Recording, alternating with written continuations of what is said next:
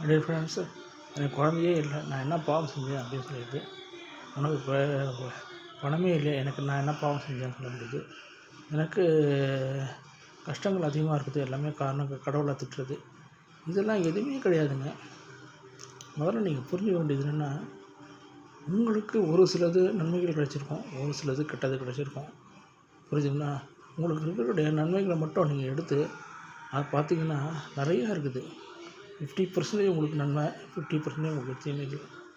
உங்கள்கிட்ட பணம் இருந்ததுன்னா நான் அப்படியே இருப்பேன்னு சொல்லுவீங்க. கடைசியில் அந்த பணம் இருந்ததுன்னா ஒன்றும் ஆக மாட்டேங்க, பேசாமல் சோம்பேறியாக படுத்துருவீங்க. பணம் இருந்தால் மட்டும் போகாது, உங்களுக்கு அறிவு வேணும். அந்த அறிவு இருந்தால் மட்டும் போகாது, அதுக்கு உழைக்கக்கூடிய அறிவு சேர்த்தே இருக்கணும். ஆக ஒவ்வொன்றுத்துக்கும் ஒவ்வொரு காரணங்கள் இருக்குது. அதை புரிஞ்சுக்கிட்டிங்கன்னா தான் உங்கள் வாழ்க்கை சிறக்கும். இல்லாவிட்டால் நீங்கள் வேதனையிலே